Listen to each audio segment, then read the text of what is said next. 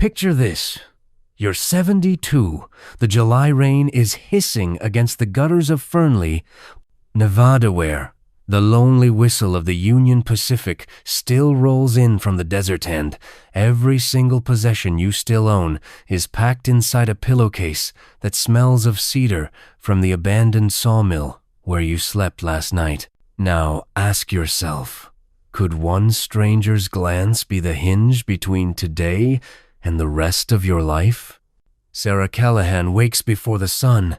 She is not a name on a headline. She is the woman curled beneath the awning of the shuttered Jiffy Lube on East Main, listening for the first clink of the morning mail slot at Fernley's lone brick post office across the street. That metallic clinkance twice means the world is turning, even if her own life seems stuck. Her knees pop like dry kindling as she stands.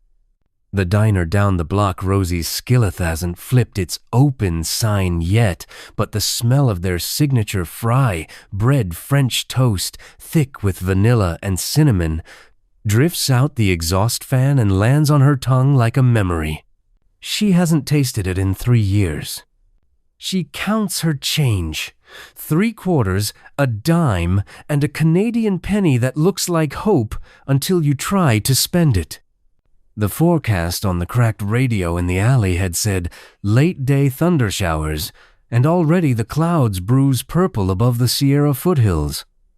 Sarah's tarp has 2 new rips. Water will find her tonight unless she finds shelter first.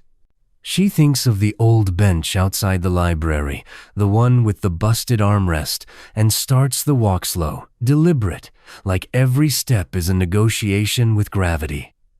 But here's what Sarah doesn't know. At 9:17 a.m., a man she's never met will open a checkbook that hasn't seen ink in 8 months, and in the blank space where it says, "Pay to the order of," he will write a word that will feel like a prayer. John Whitaker is 68, retired postal clerk, widower. His wife Ruth died the previous winter quiet. Sudden, the way porch lights burn out you don't notice until you're standing in darkness. John's house on Cottonwood Lane feels like an echo wearing his slippers. He keeps Ruth's final letter in the breast pocket of every flannel shirt he owns.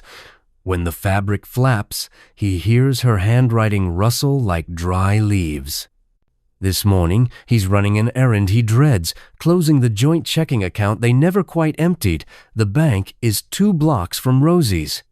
He parks his '98 Buick beside the post office, the same lot Sarah crosses every day. She approaches him first only because the wind tugs her tarp like a sail and the corner whips against his ankle.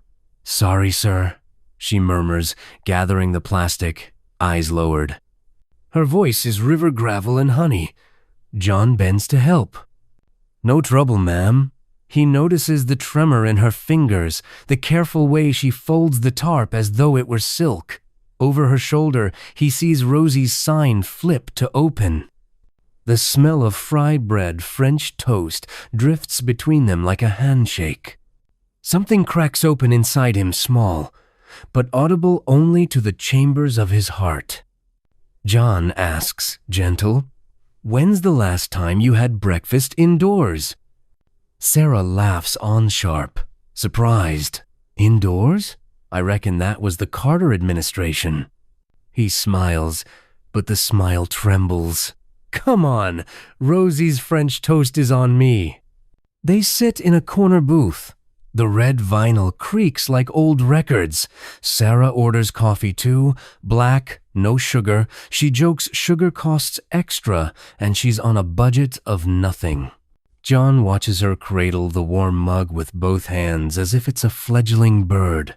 Between bites, she tells him her story. Laid off from the school cafeteria at 62, rent tripled, 1 bad fall, hospital bill, eviction, then the slow fade into the streets. She doesn't cry. She's used the last of her tears-watering cardboard signs that read, "Anything helps." John listens, then reaches into his pocket, fingers brushing Ruth's letter. "I lost my wife 5 months ago," he says. I still talk to her like she's folding laundry in the next room. She always said, "John, if you see someone carrying their whole life in a pillowcase, you stop what you're doing and you lighten the load." He slides a plain white envelope across the Formica table. On the front, in shaky ballpoint, is Sarah's name. He asked the waitress for it when Sarah went to wash her hands. Sarah stares, afraid to touch it. "I can't." "You can," John says softly. "It's not charity. It's Ruth's final grocery budget. She'd want it spent on life, not lettuce that rots in the crisper drawer." Inside the envelope, a cashier's check for $8,043, the exact balance of the account he came to close, and a single line, "Because you're still here, and that's enough." Sarah's hands shake so violently the envelope flutters like a trapped moth. She whispers, "I haven't held this much hope since my daughter's wedding day." Tears finally come quiet, unstoppable. She looks up at John. "When did a stranger last remind you you're not alone?" She asks, not to him, but to the camera, to every heart watching. Her gaze pierces the lens, steady, fierce. John never mentions that Ruth's letter, tucked back into his pocket, contains a postscript he hadn't read until this morning. P.S. If you're reading this alone in the kitchen, go find Sarah Callahan. She used to serve you tater tots when you were 9 and forgot your lunch money. Tell her the universe kept the receipt. The rest of the day is a blur of impossible kindness. Sarah cashes the check at the same bank John once worked. The teller, a former student who remembers her smile in the cafeteria line, tears up and waives the service fee. She buys a rainproof tent, a prepaid phone, fresh socks, and a rose quartz pendant from the boutique next door because the clerk says it brings gentle change. She doesn't believe in crystals, but she believes in gentle change.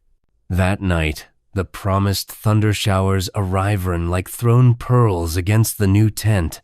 The smell of wet cedar rises from the campground by the Truckee River, where the city allows overnight stays. Sarah lies awake listening to water drum on nylon, not on cardboard for the first time in years. She clutches the rose quartz and thinks of Ruth, of John, of cafeteria trays and tater tots, and the way kindness can ricochet across decades. A week later, Sarah returns to Rosie's. She's showered, hair twisted back with the same rubber band she found on the sidewall. No, it feels like a crown. She orders 2 plates of fry bread French toast and waits. When John walks in, she stands. "Sit, sir. My turn." They eat slowly, trading stories like baseball cards. John tells her he's started volunteering at the senior center teaching retirees how to email their grandkids. Sarah laughs. She used to be the one setting up computer labs. They plan to co-host a Tuesday class, From Mouse to Memories. Before they leave, Sarah pulls out a small envelope of her own inside, a hand-drawn coupon. "Good for one afternoon of stories, yours and mine, under the cottonwoods. No expiration date." John tucks it into the same pocket that once held Ruth's letter. The circle closes, but the spiral continues upward. Sarah turns to the camera, eyes bright as diner coffee. If this moment lit even a tiny spark, go be that spark for someone else. Hold a door, buy a coffee, share a story. Small-town kindness doesn't need a big stage, just a willing heart. Hopeful moral: the shortest distance between 2 people is a story shared with open hands.